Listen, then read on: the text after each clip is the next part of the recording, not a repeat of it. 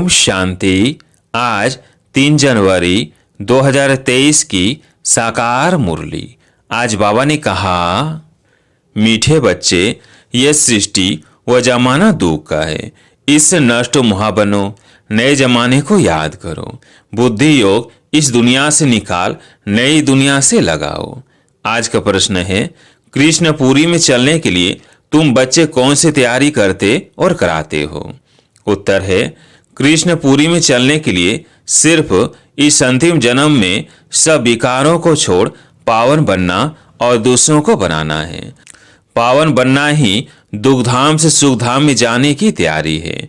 तुम सबको यही संदेश दो कि यह डर्टी दुनिया है, इससे बुद्धि योग निकालो तो नई सतयुगी दुनिया में चले जाएंगे।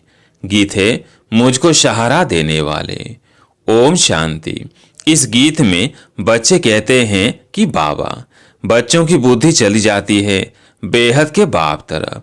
जिन बच्चों को अब सुख मिल रहा है अथवा सुखधाम का रास्ता मिल रहा है, समझते हैं बरोबर बाप स्वर के 21 जन्मों का सुख देने आया है।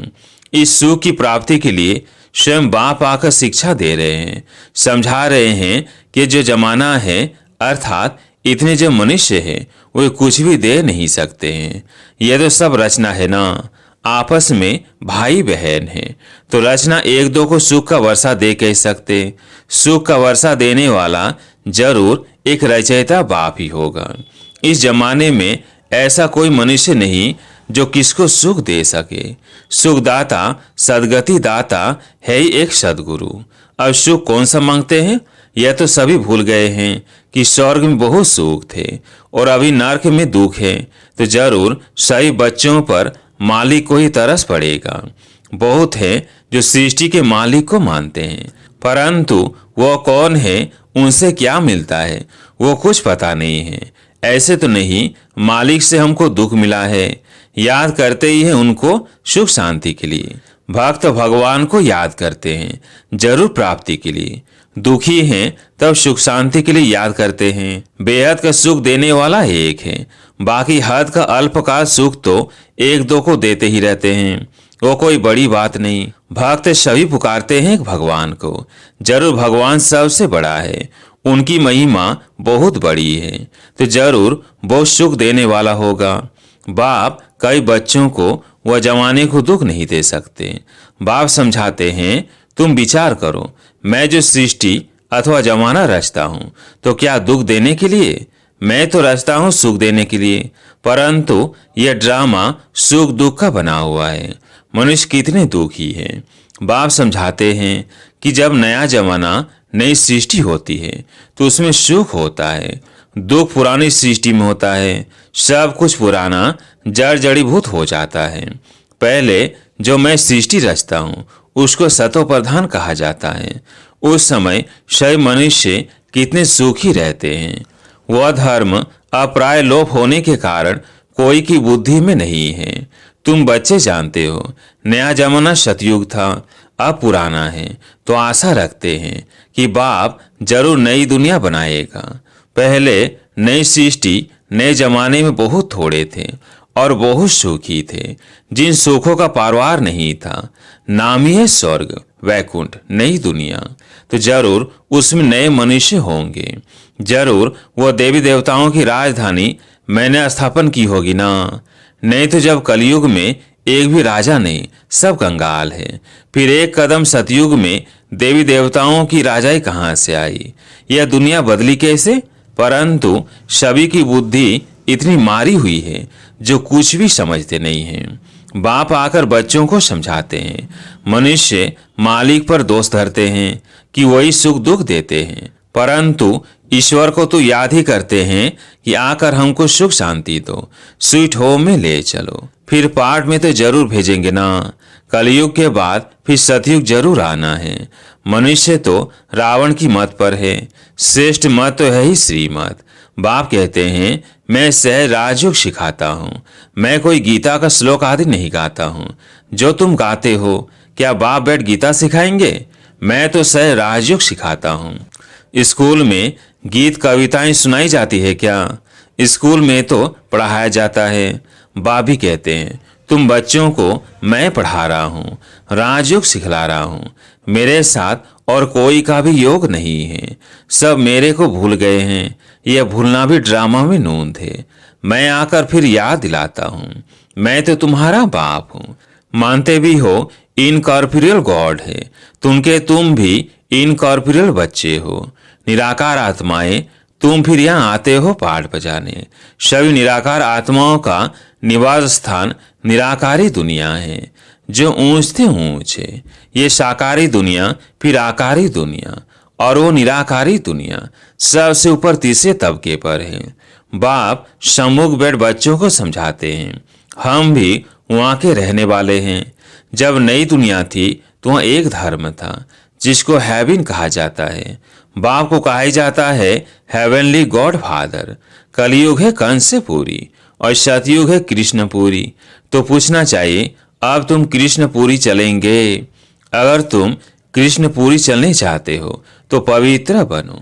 जैसे हम तैयारी कर रहे हैं दुखधाम से सुखधाम में चलने की, ऐसे तुम भी करो। उसके लिए विकार जरूर छोड़ने पड़ेंगे। ये सब का अंतिम जन्म है, सभी को वापस जाना है।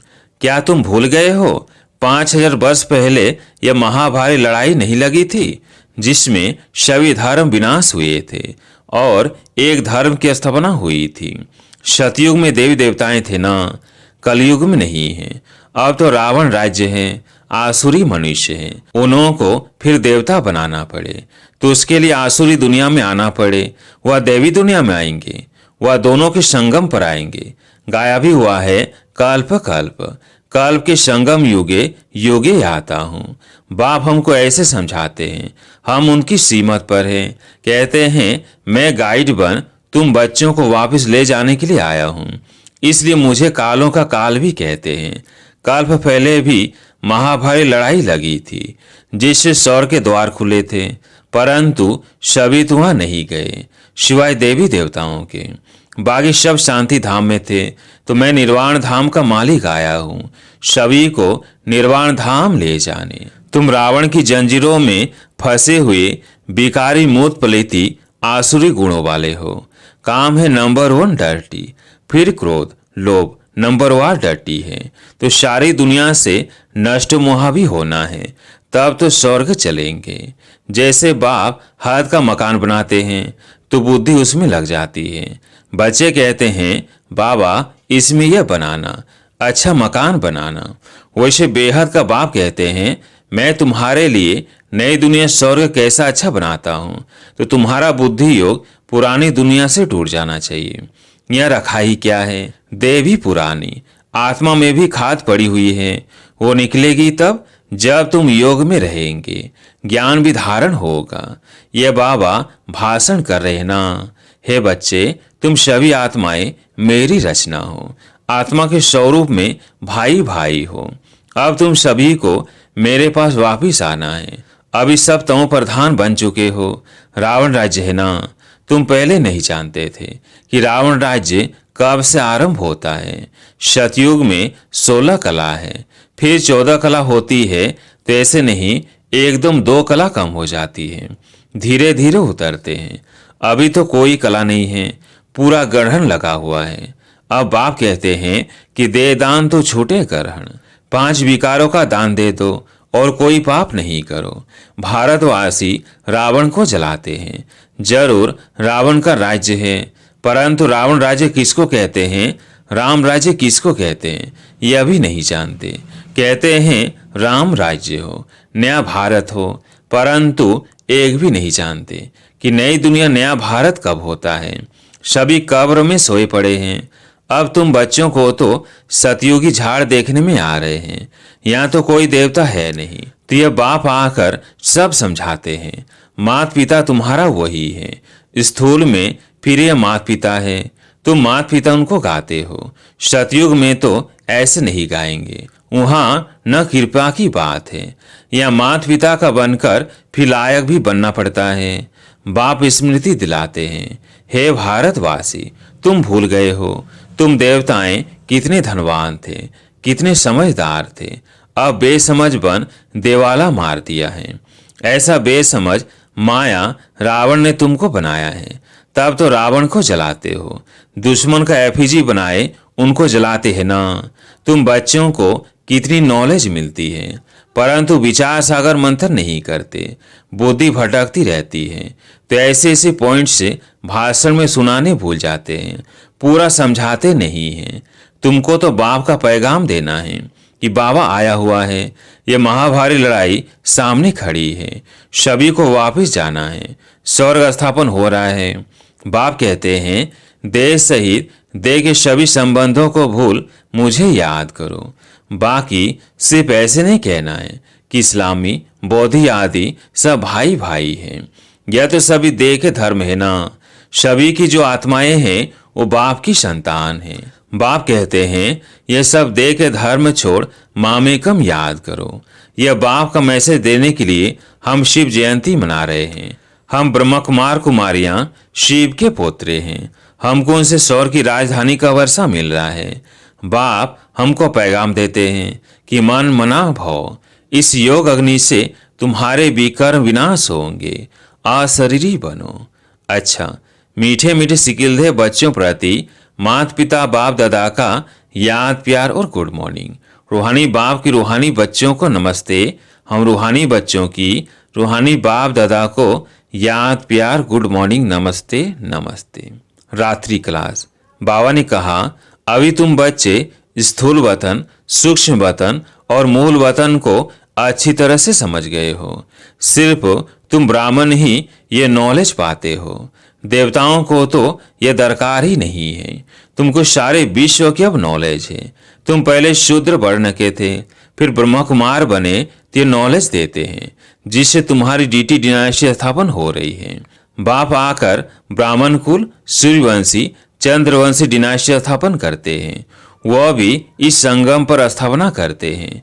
और धर्म वाले फर्ज से डिनाइस्टी नहीं स्थापन करते हैं, उनको गुरु नहीं कहा जाता। बाप ही आकर धर्म की स्थापना करते हैं। बाप कहते हैं अभी सिर पर फुरना है बाप की याद का, जिसे घड़ी घड़ी भूल जाते हैं।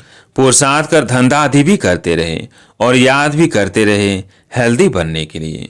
बाप कमाई बड़ी जोर से कराते हैं। इसमें सभी कुछ भुलाना पड़ता है, इसमें सभी कुछ भुलाना पड़ता है। हम आत्मा जा रही है, प्रैक्टिस कराई जाती है। खाते हो तो क्या बाप को याद नहीं कर सकते हो? कपड़ा सिलाई करते हैं, बुद्धि योग बाप की याद में रहे। किचड़ा तो निकालना है।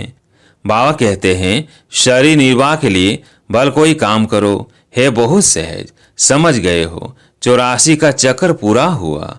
अब बाप राजयोग सिखाने आए हैं। ये वर्ल्ड की हिस्ट्री ज्योग्राफी इस समय रिपीट होती है। कल्प पहले जैसे ही रिपीट हो रही है। रिपीटेशन का राज भी बाप ही समझाते हैं। वन गॉड वन रिलीजन भी कहते हैं ना, वहीं शांति होगी। वह अद्वैत राज्य, द्वैत माना आसुरी रावण राज्य, वह है देवता और यह है दैत्य आसुरी राज्य। और देवी राज्य का भारत पर ही खेल बना हुआ है। भारत का आदि सनातन धर्म था, पवित्र प्रवृत्ति मार्ग था।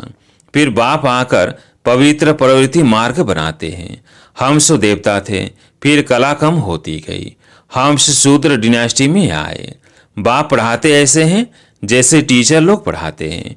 स्टूडेंट सुनते हैं, अच्छे स्टूडेंट पूरा ध्यान देते हैं, मिस नहीं करते हैं। ये पढ़ाई रेगुलर चाहिए। ऐसी गॉडली यूनिवर्सिटी में एब्सेंट होनी नहीं चाहिए। बाबा गुह्य गुह्य बातें सुनाते रहते हैं। अच्छा, गुड नाइट। रूहानी बच्चों को नमस्ते। धारणा के लिए मुख्य सार। पहला पॉइंट है देह के शव धर्मों को छोड़ अशरीरी आत्मा समझ एक बाप को याद करना है। योग और ज्ञान की धारणा से आत्मा को पावन बनाना है। दूसरा पॉइंट है बाप जो नॉलेज देते हैं उस पर विचार सागर मंथन कर शव को बाप का पैगाम देना है, बुद्धि को भटकाना नहीं है। आज प्यारे मीठे बाबा का वरदान है बाप के कदम पर कदम रखते हुए परमात्म दुआएं प्राप्त करने वाले आज्ञाकारी भव। बाप के कदम पर कदम रखते हुए परमात्म दुआएं प्राप्त करने वाले आज्ञाकारी भव। आज्ञाकारी अर्थात बाप दादा के आज्ञा रूपी कदम पर कदम रखने वाले। ऐसे आज्ञाकारी को ही सर्व संबंधों से परमात्म दुआएं मिलती हैं। यह भी नियम है। साधारण रीति भी कोई किसी के डायरेक्शन प्रमाण हाजी कहकर कार्य करते हैं, तो जिसका कार्य करते उसकी दुआएं उनको जरूर मिलती हैं। यह तो परमात्म दुआएं हैं जो आज्ञाकारी आत्माओं को सदा डबल लाइट बना देती है। आज का स्लोगन है, दिव्यता और अलौकिकता को अपने जीवन का श्रृंगार बना लो तो साधारणता समाप्त हो जाएगी। दिव्यता और अलौकिकता को अपने जीवन का श्रृंगार बना लो तो साधारणता समाप्त हो जाएगी। अच्छा, ओम शांति।